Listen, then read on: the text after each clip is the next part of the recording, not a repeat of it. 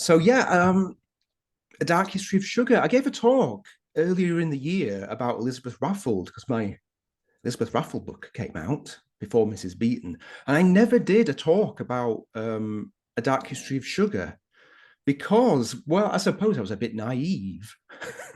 I didn't really know that I should be getting out there and doing talks. I just kind of sat there and thought, oh, I'll just wait for my publisher to tell me what to do. Turns out you got to do it all yourself. So I was very happy, and it was very unexpected that I won the Guild of Food Writers Award 2023 for best first book with A Dark History of Sugar. So I thought, oh, actually, do you know what? That's my prompt. That's my prompt to do this. Sorry, I'm just trying to let people in at the same time as talk to you. So yes, well, A Dark History of Sugar, the project started, well, way back in 2019. I spoke to an editor, Alan Murphy, at A Dark History of Sugar, and we decided to write this book. At the beginning of 2020, research began in earnest, and I managed a couple of months researching in libraries, of course, before lockdown happened, coronavirus. And I'm sure you will remember quite a marked point during the first lockdown with the Black Lives Matter protests. And I was very much wallowing in a huge amount of research. The history of sugar is a large and complicated one.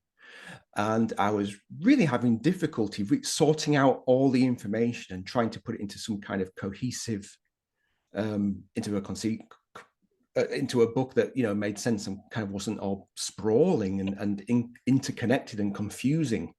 And it occurred to me because there was quite a lot of sort of I'm talking, this is very much from an English perspective, by the way. There was lots of middle-aged in the main, men in the main, having a bit of a meltdown at the fact that something like Black Lives Matter even had to exist in the first place. It seemed like they just had a complete that their brain had shut down and not computed it, and people were really up in arms. And especially when you're in Britain, so-called Great Britain, I think people really found it quite difficult. I think people are still finding it quite difficult. And if you take Black Lives Matter and go back in time, you can trace it back to sugar, to the sugar colonies in the West Indies. That's something I'll talk about in a little bit.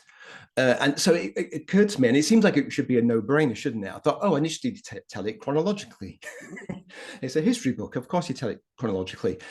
Well, most people, when they sit down and write histories of sugar, there's been several books in the past about it already, they tend to tackle it conceptually. So they might do a chapter on slavery, a chapter on how to make sugar, a chapter on diabetes or something like that. Whereas I thought, no, we need to join the dots, A to B to C, to where we are today. So the story of sugar, the dark history of sugar, is of course, about exploitation of workers, particularly people of African descent in the transatlantic slave trade. But it's also the exploitation of consumers. Coca-Cola Company, we're all looking at you. We're going to look at them in a little bit too. So you might think, if I'm going to go right back to the beginning, then where I need to begin is the first time sugarcane has been cultivated. But I argue, actually, you got to go a lot further back than that, to a time before humans knew how to make sugar, perhaps even knew what sugarcane was, to hunter-gatherer societies, and perhaps even earlier than that too. And I've got here an image. This is from the Arana Caves in Spain. It dates from about 6000 BC. It's not the oldest cave art depicting people collecting honey, but it's my favorite one, and it's quite close. It's the closest one to where I am in England. So I thought I'd go with this one. And it shows, from somebody's very scared of heights, quite a death-defying depiction of somebody climbing up a very spindly looking tree, whether they're hanging down by ropes or they're climbing up by some ladder. Either way, it's terrifying. Yes, there's somebody at this spindly tree. One hand is thrust into a beehive, and we're assuming taking fistfuls of honey and honeycomb and planting it in a basket there, terrified by these huge, terrifying bees. There's other depictions, like I say, on cave art and rock art, and I think the earliest is 40,000 BC. So we've had a relationship with bees and honey for quite a while now.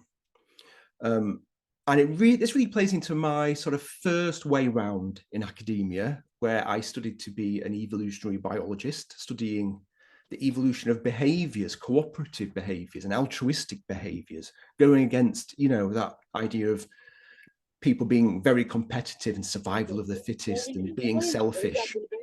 And really, this gets to why the history of sugar is dark in the first place. I mean, I argue that there's very little, perhaps none, that is light when we're looking at the history. But really, what we need to do to get to the nub of it is look into our evolutionary past, because we have evolved very large brains for the size of our bodies so that we can do complex tasks and work together in a complex way. Our brains require glucose only as a food source. The rest of your body, well, it prefers glucose too, but it'll use anything it can get. But our brains, glucose only. So if you want the evolution of big brains and the evolution of complex, cohesive societies, then you need to have sugar. You need to have sugar, first of all, to give you the energy to do all these things, but you need to be able to get the sugar, which itself requires cooperation and complex social structure. So it's really part of our DNA. I mean, people talk about that metaphorically, don't they? But it really is part of our DNA. And you can see that if you look at anthropological studies and cultures today, hunter-gatherer cultures, most of them anyway, consider gathering honey hunting, not gathering. It's highly revered. There's one group in Nepal who are so good at getting hold of honey now, they collect 40 liters a day when it's in season, and they don't eat anything else whilst it's in season. So problem solving is an adaptation that's been catalyzed, I suppose you could say, by sugar and the acquisition of it. And there's other adaptations too. For example, we'll be all familiar with this around the Christmas holidays. You can carry on eating sugary foods well after you are full. We can all do that. We call it a pudding stomach in Yorkshire. I don't know about the rest of the world. Another adaptation is human breast milk is the sweetest of all the mammalian milks. You've got those little baby brains that need to grow up into big brains, so they need sugar. So that means from an infant's very first meal, they've got a taste for sugar too. So I've said a lot of good things about sugar, but there's a flip side of this coin, because it might bring out the best, but it brings out the worst in us too. Like I say, it's the flip side of a coin. So, okay, these people are working together to get hold of this honey. Is it being equally distributed? And it's this imaginary sort of early human group we've got in our heads. Is it distributed equally? Is there exploitation going in within the group? Is there exploitation between groups? Is it a good idea to perhaps stop others getting honey as well as you getting honey yourself? Or if somebody's got the honey before you, do you go off and murder them and steal it? So there's a real dark side to this, and you can't eke them apart, I don't think. So that's kind of my setup, I suppose, about why sugar's dark. And it's kind of clear in our language about what we think of sugar in general terms, because it's love, the people that we love, it's our sweetheart. Purity and cleanliness is sweet. I'm thinking of, when you go and breathe in some sweet mountain air. Fresh things are called sweet. Fresh butter is called sweet butter. It's not actually sweet tasting.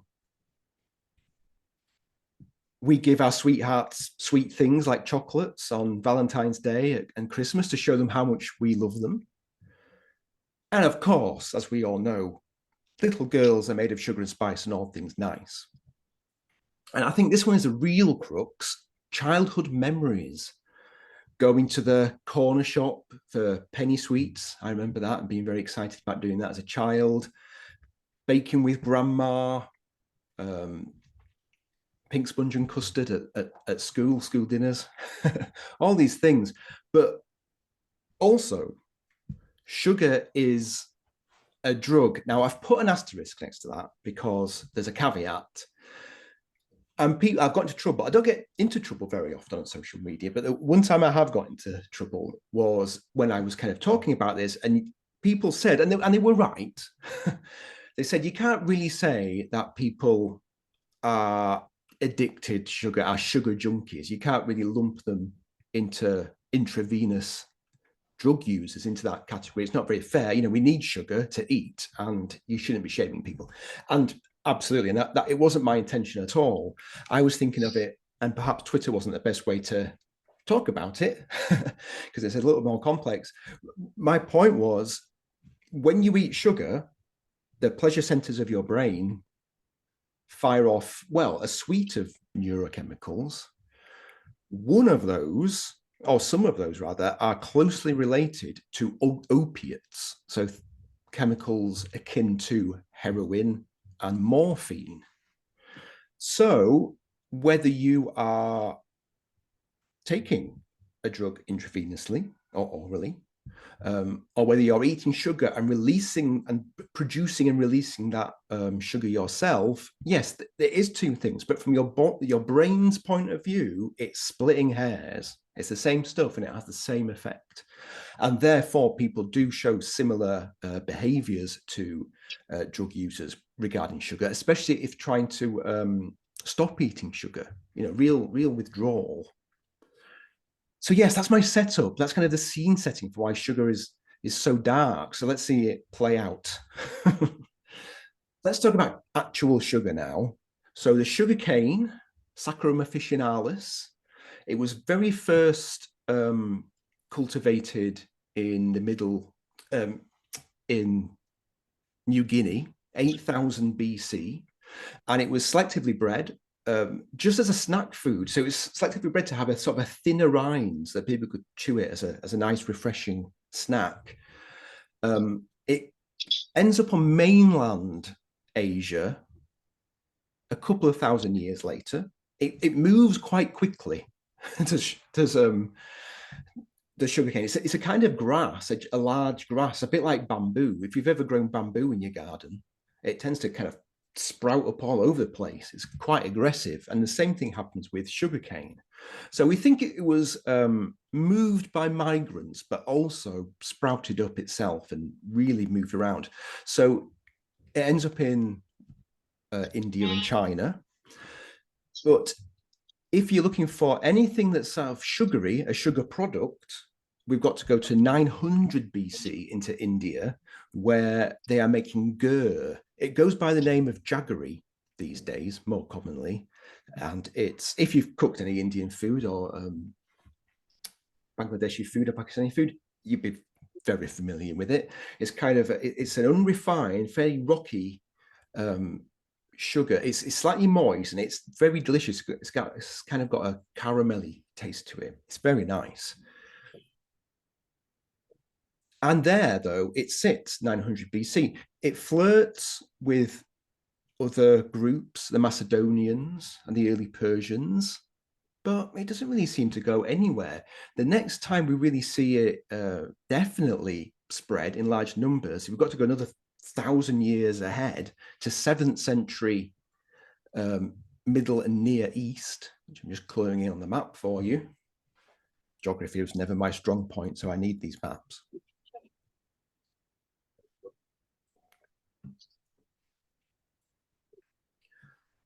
And they seem to be making sugar in a kind of some kind of fully formed way. There's a dearth of information about sugar making at this point, but the first that we do have date to the 7th century, and they're growing sugar, they're squeezing the juice out of the canes, and they're making pretty good grains, crystals of sugar. It's not bright white, it's not really refined, it's maybe a little darker than your golden castor sugars that you can buy these days. So it's pretty good. And to be honest, the way of making sugar doesn't really change for another, gosh, 400, 500, 600 years. You know, so they've got it down to a fine art already.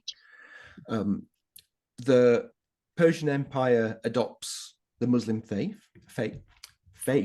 and becomes the medieval Islamic Empire, and they move over largely, amongst other places anyway, North Africa. This is very simplified, but they move west. They're taking quite a lot of the Mediterranean islands, and they're taking a lot of Spain and Portugal as well. But what they're doing is wherever sugar grows, they plant sugar cane and they refine sugar from it. And they're trading within themselves for, quite a few hundred years. Sugar doesn't really leave. It does a little bit, but not very much. When we're talking about Europe, we got to look to the 11th, 12th centuries and the Crusades. In fact, it's the Second Crusade that's particularly important, because that's the crusade where the Europeans take the Holy Land and eject the Muslims. And they inherit, of course, a load of sugar refineries whilst they're there. Now, they're not in the Holy Land for very long.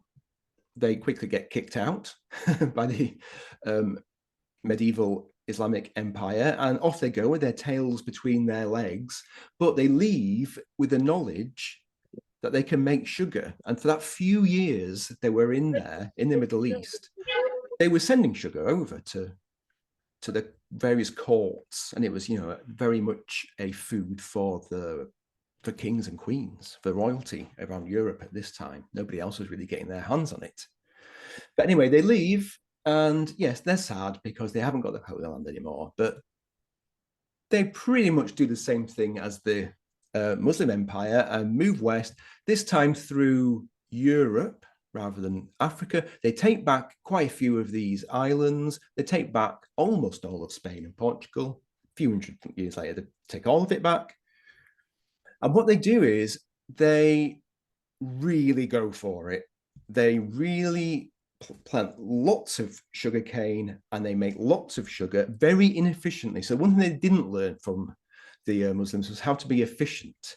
And they're very happily deforesting southern Europe to feed the flames of their refineries. And just to give you an idea, if you imagine you've squeezed 7 kilos of sugarcane juice, you have to boil away 5 kilos of water to get 2 kilos of sugar at the end.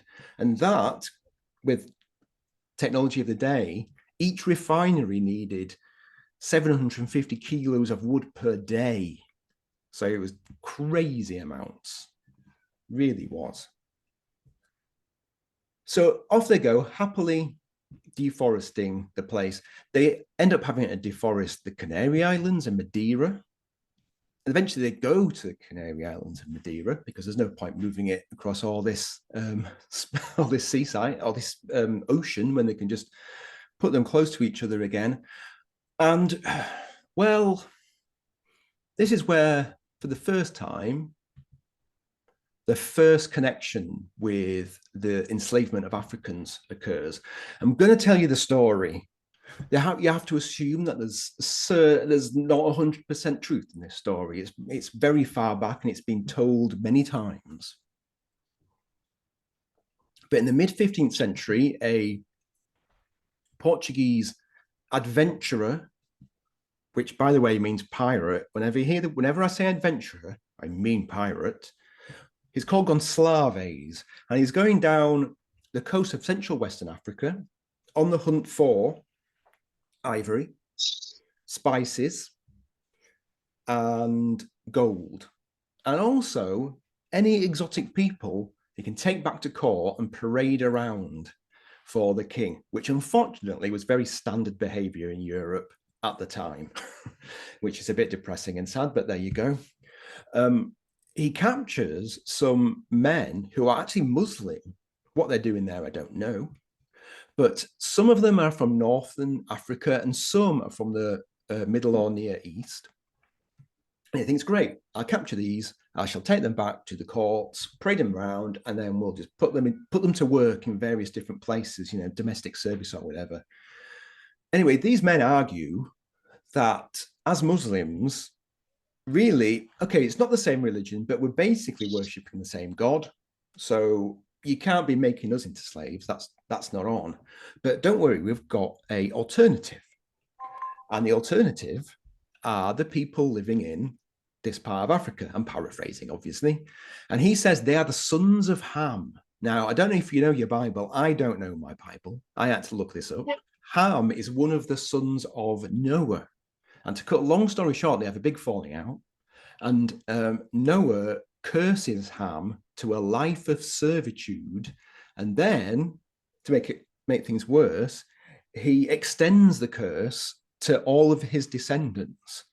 And it is his descendants, according to these people, who are living in Central Western Africa. So Gonsalves goes, great. And fairly happy that not only did these people enjoy being servants, they wanted to do it, or to be slaves rather than servants. So he takes a few back and praise them round or whatever. They put them to work. They find that they're actually quite good at doing some pretty hard labor, because it's mainly men. Oh, it's all men actually that they're taking at first. So they think, oh well, we'll take a few more, and they are selling them not for huge amounts of money, but generally just for hard labor, domestic service, that kind of thing. But work on a sugar refinery is hard work, and people didn't really want to do it. So very quickly, what they started to do was move them over from Portugal to these little sugar islands on Madeira to supplement the workforce. And then quite quickly, they said, hang on a minute, we're going around the houses here, going over to Portugal. We may as well just let's cut out the middlemen and just start taking them straight from Africa. And that's when the slave trade, as we think of it today, began with the Portuguese. All of this should have all died a death because it was getting very expensive to make the sugar. The main problem being there was no trees left. the importation of wood became the biggest expense when it came to making sugar. So it should have died a death, and the slave trade of Africans should have died a death too. But then Christopher Columbus goes and discovers the New World, doesn't he? 1492, I'm sure most of us know, that was his first voyage, his recce. He goes back to Spain with a lot of money from the government, a lot of people to set up shop, as it were, in the West Indies. Hispaniola he goes to. And on that ship, he has got sugarcane cuttings. So immediately they start growing sugar. They take their eye off the ball because they're distracted momentarily by the amounts of gold that they can get hold of. But that doesn't last very long. They very quickly realize they can make more money by making sugar than they can from mining gold. And who do they use as slaves for this? Well, it's not Africans at first. It's in fact the indigenous people of the West Indies.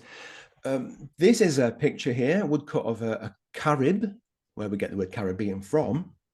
And these weren't actually put into slavery. I put these up because they were a fearsome warrior race. And rather than be captured to go into slavery, they committed suicide. And they were feared by the Europeans. And some of the things that they did to the Europeans, the kidnaps and tricks, and when you're researching this and reading the first-hand account, you're really egging them on. Oh, I was anyway. So I thought I'd just show that. There's very few depictions. The other two groups were the Arawaks and the Taino, and they were very peaceful. And it was those, they were also quite numerous, and it was those who were put into slavery. Very quickly, their land was taken, their gold was taken, their animals were taken. Their voices are not captured, really. I found one case where somebody, Taino man, what he said was captured. I've got it's been translated a couple of times, so a few things have maybe been lost in translation. But he hits the nail on the head better than I ever could. So I thought I'd put the quote up and read it out for you. I'm not sure how you pronounce his name. I think he's Hathaway. And so, talking about all the things that the Europeans are coming and taking from them, this is what he says. He says, "For these they fight and kill, for these they persecute us, and they tell us, these tyrants, that they adore a God of peace and equality, and yet they usurp our land and make us their slaves. They speak to us of an immortal soul and of their eternal rewards and punishments, and yet they rob our belongings, seduce our women, violate our daughters. Incapable to matching us in valor, these cowards cover themselves with iron that our weapons cannot break." Every time I read that last sentence, I get goosebumps on my arms every time. I think that just sums it up perfectly. And if somebody else can say it better than I can, then I let them say it, especially if they were there at the time. So let's have a look at this new character. We've met Columbus, or briefly met him anyway. This person's perhaps more important with our story anyway. He's called Bartolome de las Casas, and he became known as Savior of the Indians because of the work that he did in trying to free them from their slavery.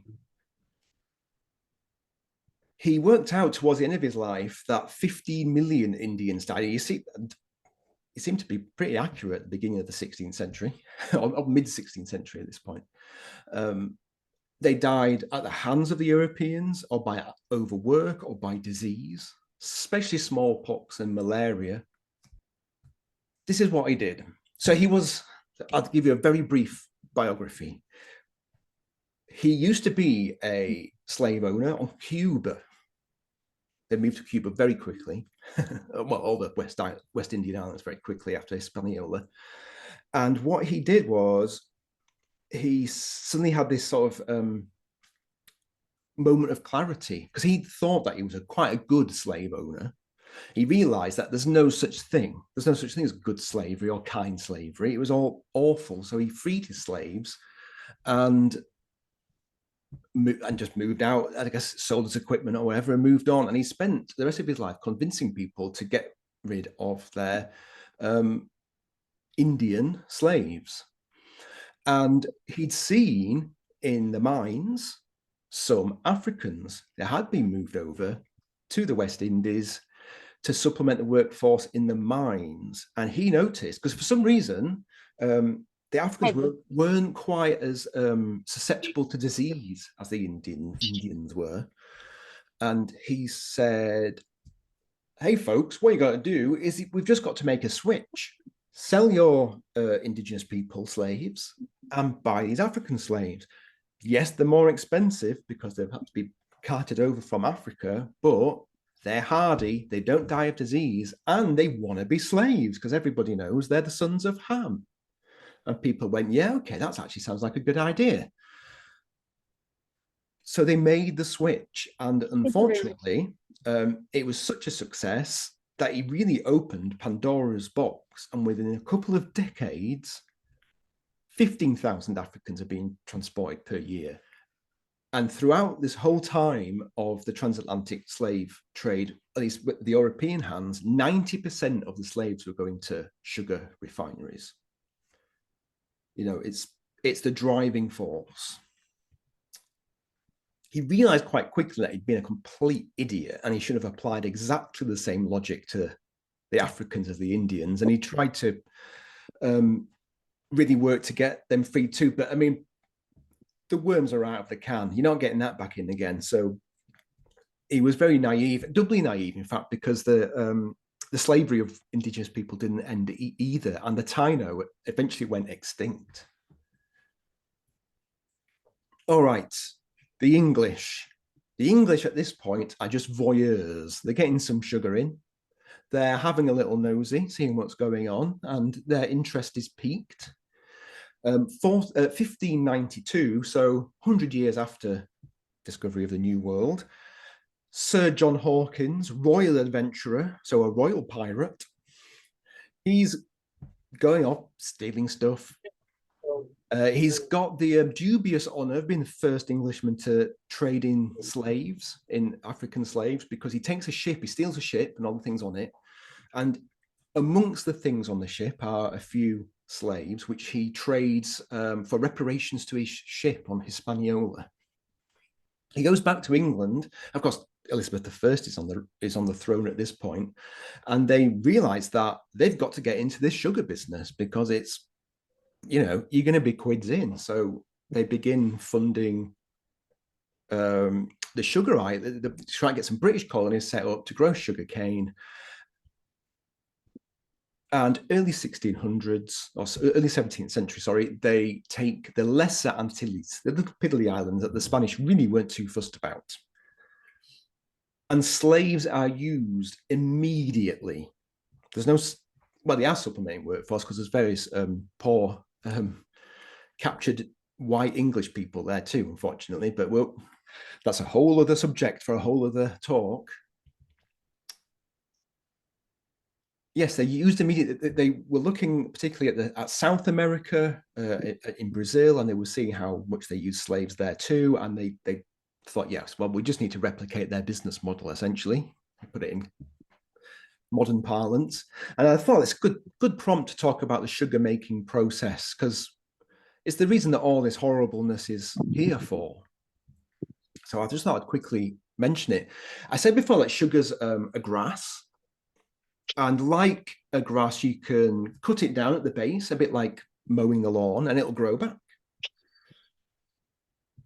They are planted in little sets, little short bits, all completely by hand on the English colonies. No ox or horses were used for planting. It was all done with hand bills and hand trowels. Absolutely back-breaking work. When it came to harvest, the slaves worked in pairs. Their daily quota within their pair was to harvest 4,200 canes per day. Those canes were very quickly, these initial stages all had to be done within 24 hours. Otherwise, the sugar begins to break down in the sugar canes and you don't get a crystal, and it starts to go a bit sour too because of fermentation.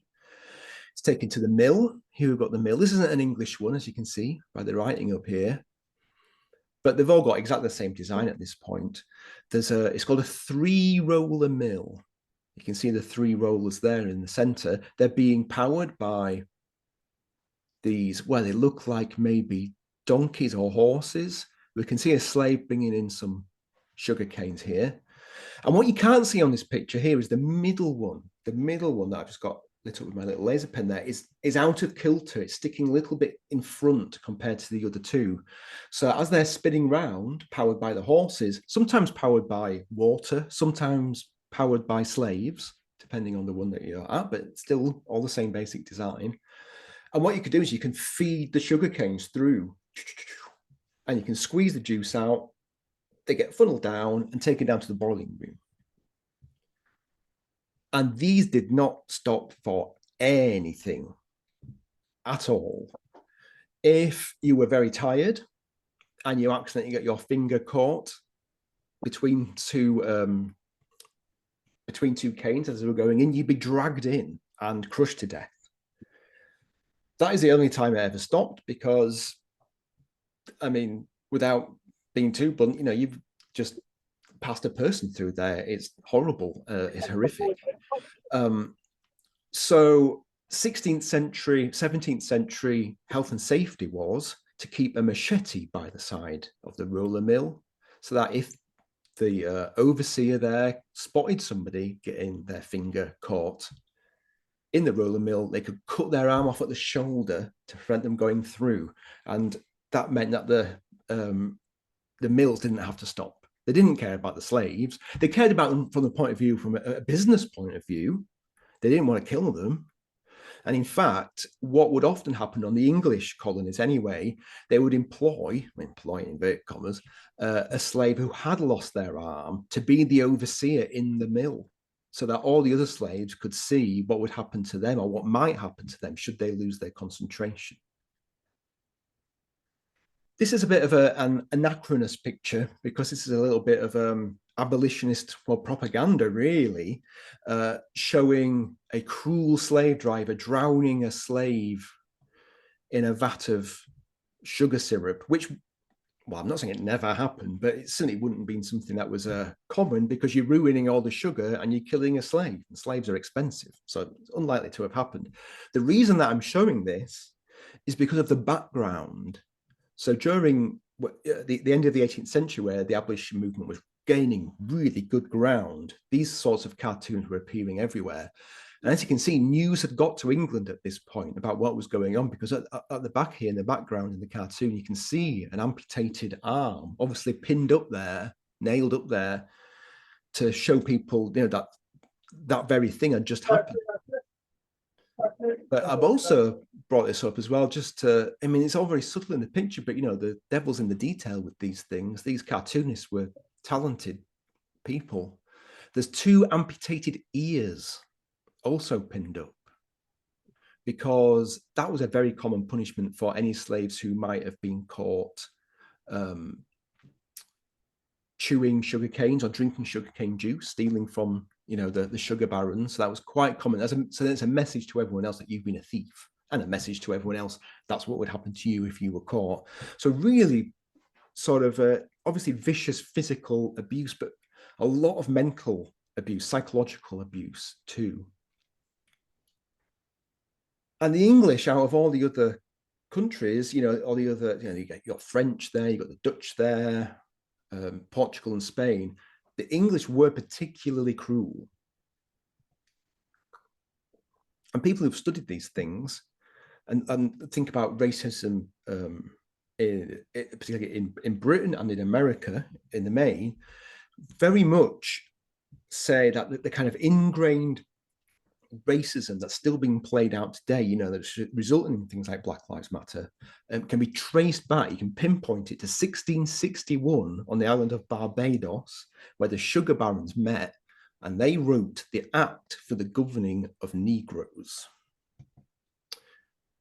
They wrote it because they were terrified of revolt, but that's not how they put it when they wrote it. What they did was they put into law that African slaves, Africans, are not human. Or if you want to quibble about it, they're subhumans. Either way, they are not fit to be governed by the laws of Englishmen or Europeans. In fact, they were given fewer rights than livestock on here. And the whole reason they were doing this was so that, because they weren't dishing out the punishments, these were rich sugar barons. They wanted their staff, their workers, to be doling this thing out. So by putting this kind of stuff into law and planting the seed in people's heads like this, it completely assuaged any guilt that they might have had. They didn't have to worry about these things. They wanted to be slaves. This thing about them being wanting a life of servitude, this sons of Ham thing, it hung on. Yes, you can really, I think that people really believed that. And I think to some degree, a lot of other people still believe that too. And I think that is, the source of the ingrained racism that we have today towards people of African descent. Not all of us, of course, but, I'm talking very general terms. And I'll just give you some sense of perspective. So the first time they brought slaves over, 1627, the English, 10 slaves. In 1660, so the year before the Act was written, there's 20,000 slaves in the English colonies. They're not messing about. The Act is published and brought into law. So in 1720, 100,000 slaves per year are going through British docks. And by 1730, Africans outnumber the British 4-1.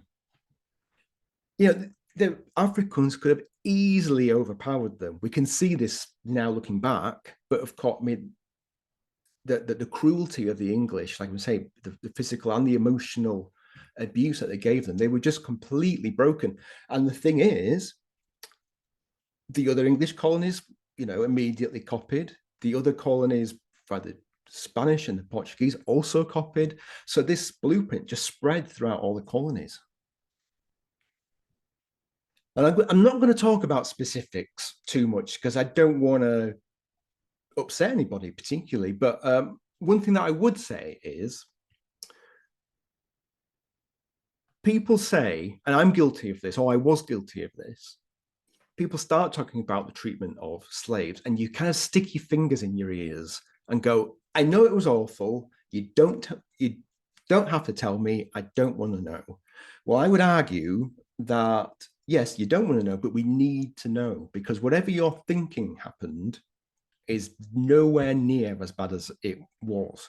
And I include some examples in the book.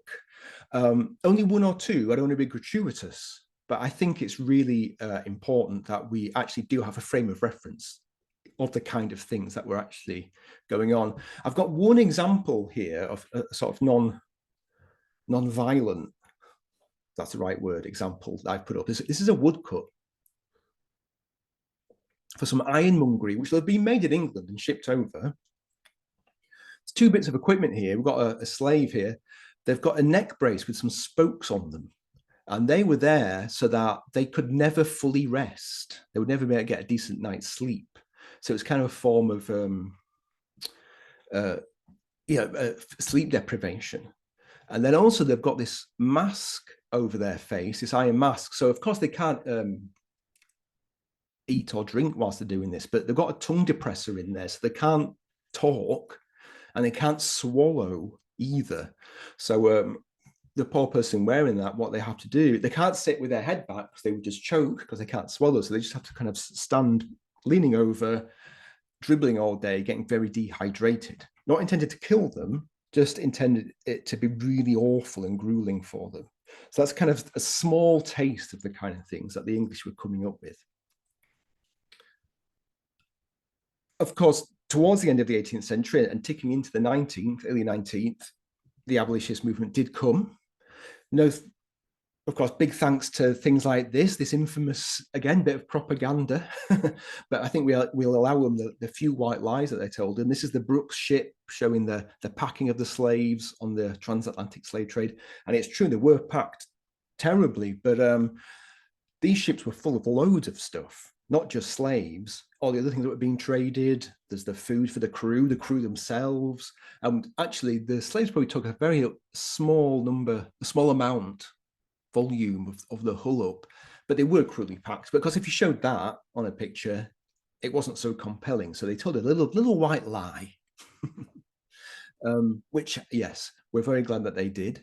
Here's a chap here, Olaudo Equiano. He is a slave. He was a slave on the English colonies. He bought himself out of slavery, came to England. He was a handsome, charismatic chap, and he went around giving talks about what the conditions were like, and eventually abolition came. I mean, exploitation did not end. I mean, you could argue that it was just getting going. Slavery and exploitation is something that's always has been attached to the sugar industry, and it's not going anywhere anytime soon. So, abolition, slavery ended by name, but in spirit, unfortunately, it didn't continue, or it did continue rather. And I'm essentially going to leave it there because I think the reason, like I said, the reason that I've talked about that is to kind of join the dots to Black Lives Matter, and I hope I've done that and shown how important sugar was in those connections. But sugar is exploitation of consumers as well as people. For most of us, in the Tudor period, the period of the Stuarts, so 17th century, us commoners, the only chance we're going to have any sugar or taste sugar is by going down to the apothecary and getting some medicine, because a small amount of sugar, well, as we know, it helps medicine go down and helps keep it down, because sugar was being mixed with all sorts of stuff, mouse dung, with snake gallbladders, things like really horrible, bitter things that you don't want to eat. So yes, the only time you might get some sugar is when you're eating something horrible like that. But people did think of it as something medicinal in its own right. For example, they thought it cooled the loins. So, if you or someone you know is having some lusty thoughts, maybe they should have something sugary to maybe assuage those those feelings. Another example is that it's good for the chest, very good for the chest. Edward I, he had a son who had a very sick chest, and he spent a lot of money on very sugar syrups to improve his son's chest. Unfortunately, it didn't work. And I think it's something, maybe it's not so true in the last decade or two, but I certainly remember growing up in the 1980s, if somebody's ill, buy them a bottle of Lucasade in England, in Britain, it's a very sugary drink, because that was apparently good for you if you were ill. And can you still go into a chemist shop and buy sugar tablets? What are they doing? But they really did believe that sugar was really good for the chest. And this went on definitely into the 20th century. I've got a quote here from a book by Alice Ellis, and it's called Fish, Flesh and Good Red Herring is her book. She's a great food historian. And one of her readers sent in a letter about this very thing, sugar in the chest, and about sugar mice. This is the quote. This is what she said. In 1920, when I was 4 years old, an old woman who lived near my family in Ratlet and whom I used to visit on every occasion I could find would give me sugar mice to eat. These were made by skinning mice, which she had caught in an ordinary mouse trap, emptying them, gutting them in other words, and then tying them by the tail to a wooden spoon where they were suspended into a strong sugar syrup in a cast iron saucepan over a slow heat. After some hours or days, the mice became crystallized, and when they were cold, she would give me one to eat. They were delicious, and even the bones were crisp and edible. I remember her saying that I could never have chest trouble if I ate the sweetmeats. Sweetmeats. So there you go, literal sugar mice there. Very quickly, people realized that sugar was not good for their health, especially when it became more common and more people were eating it. Because at some point, the sugar barons who just wanted to make more money, make more profit, what they wanted to do essentially was undercut people. There's always somebody ready to undercut someone else and, have smaller prices, smaller profit margins. And what they were buying other people out or conglomerating things. And it got to a point where they were selling things so cheaply that they couldn't rely on posh people buying them. Everyone had to buy them. And pretty soon, they were trying to talk working class people into buying sugar. So suddenly what you got creeping in is exploitation of consumers, because unless people are eating tons of the stuff, that the sugar barons' businesses are going to fold. And here's another quote. It's not a quote heavy talk, it's the last one. But as I say, if people put it better than I can, then I let them say it. There was an anthropologist called Sidney Mintz. He looked at sugar in detail, and he wrote a really good book in the 80s called Sugar and Power. And he wrote about this very thing about sugar, and it sort of just wheedling its way into it to all the different classes.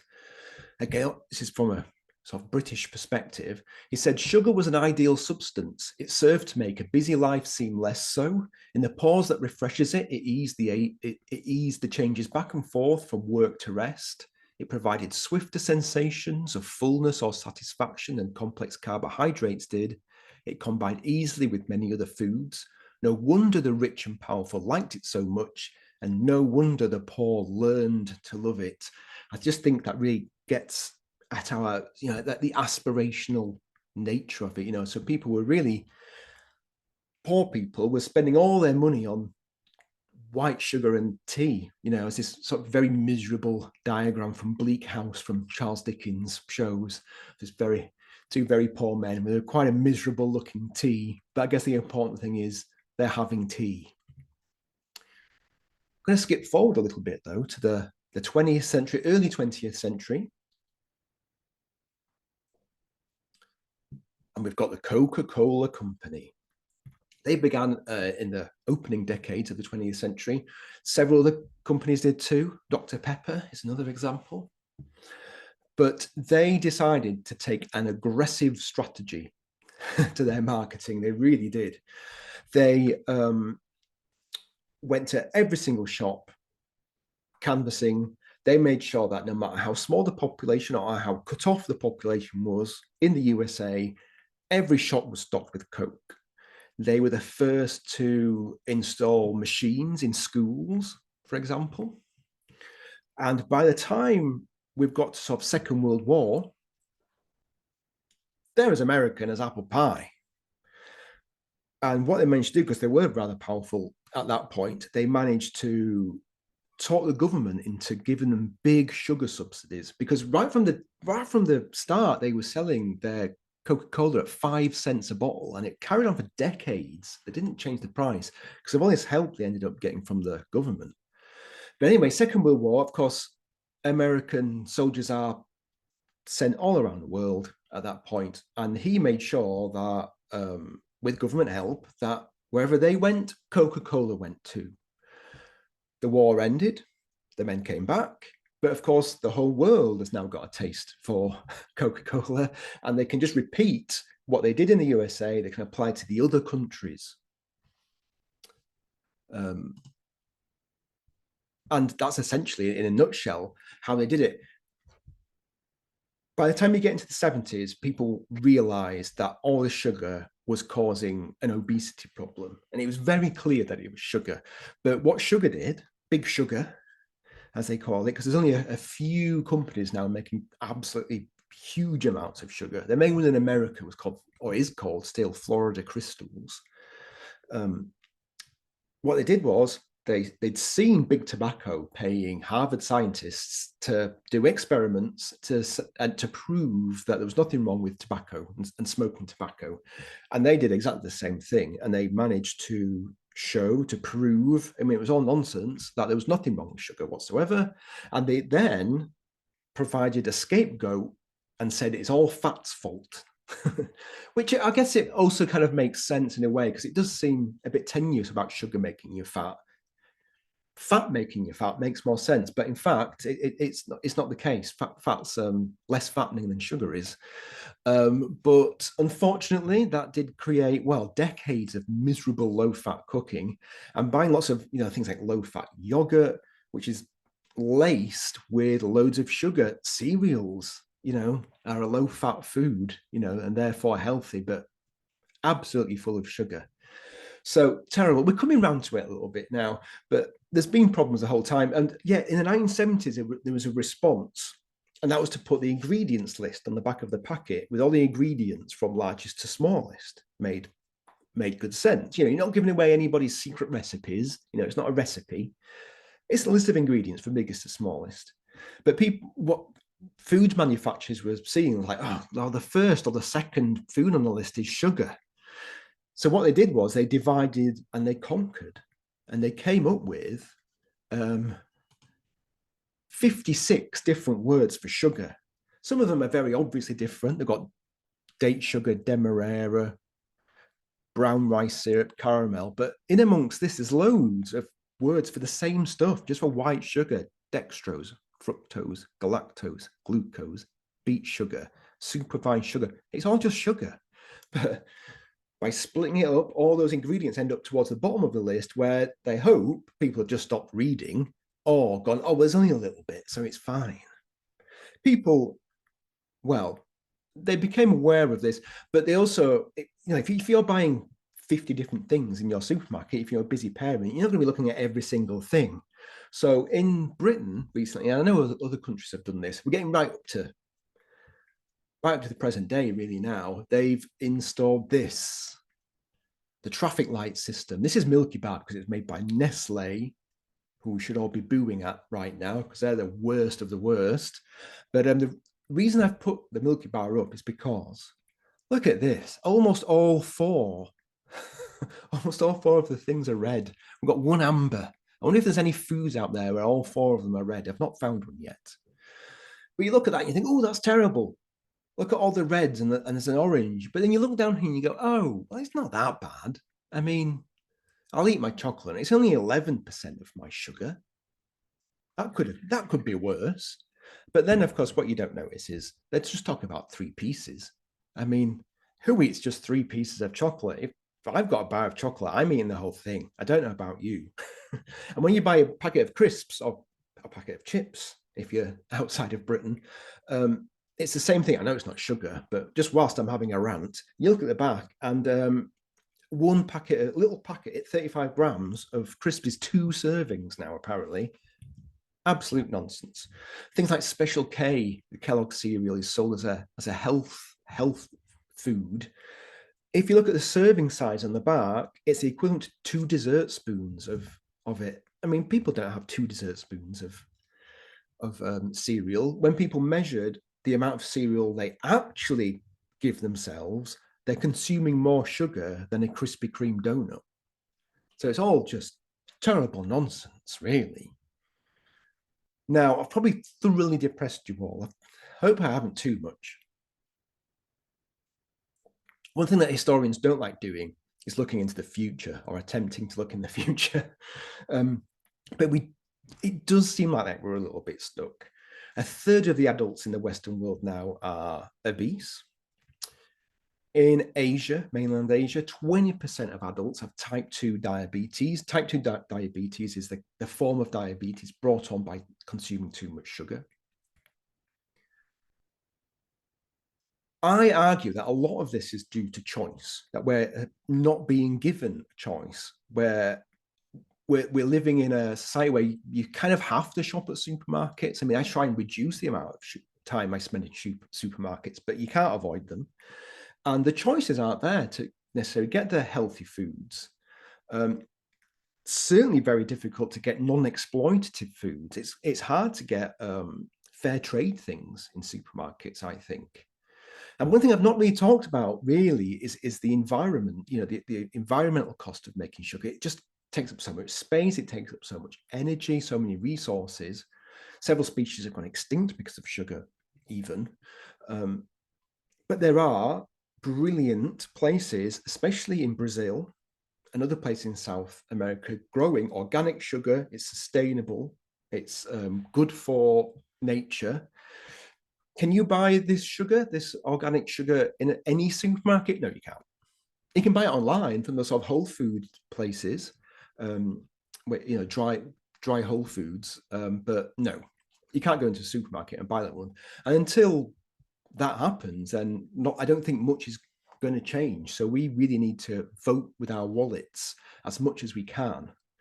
And the other thing is skills, cooking skills. Now, of course, you can reduce chocolate bars or whatever and candies, that kind of thing. But really, it's things like tomato sauces, barbecue sauces, all these things are absolutely chock full of sugar if you've bought them, preparatory foods. If you're making them yourself, you don't have to cut any corners like food manufacturers do, all that kind of stuff. You can do it yourself. So we need to increase our own skills. And very quickly, I realized I have prattled on a little bit longer than I wanted to. Unicorn Grocery in Chorlton, South Manchester. I'm very lucky to be live near this amazing shop. I've been shopping here for 25 years. Only recently did I notice, when I was writing the book, that they don't sell sugar there, but they sell so much of a huge variety of stuff you don't notice. They sell things like date syrup and agave syrup and things like that, but not sugar. If they buy any food in and it does have sugar, then it's sustainably grown. And because they're a workers' cooperative, they're not a Tesco with shareholders, they all own it themselves. The food in here, it's the best food you can get, I argue, at the moment. And it's cheaper than the supermarket. So the world's not broken, the systems aren't broken. It actually can work. We've just got to find people who are making the right ethical choices from the get-go. And Unicorn's not unique. There's other places around the world like this. So hunt them out as much as you can. Some of them are more expensive, that is true, but the more people that buy from them, the more they can reduce their prices and things. So whenever you can, do try and shop ethically. It seems impossible these days, I know, but that's what I'm gonna end on. Just a very quick thank you to Pen and Sword and Alan Murphy for entrusting me with a very difficult, large, and important topic. Guild of Food Writers for the award. Here it is. I don't know where I'm going to put it. Probably the loo, I reckon. Thanks to Emma Kay, great food historian. She took a lot of time out to help me make a couple of episodes of my podcast, British Food History Podcast. So you can go off and listen to that if you want to know more. And there's almost 50 other episodes to listen to as well, if you fancy it. If you want to ask any questions, and if you're anything like me, and it takes a good 24 hours to think of a question after you've heard a talk, contact me. This is my blog and website, britishfoodhistory.com. My email, neil@britishfoodhistory.com. They're all quite easy to remember. Twitter, no one's calling it X, are they? On Twitter, I'm at Neil Buttery, and Instagram and Threads, I'm at Dr._Neil_Buttery. So that's how to find me. And I've forgotten one group of people to thank. And of course, that's to thank all of you for listening. Thank you very much. I'm going to stop the share. You can all unmute yourselves now if you want.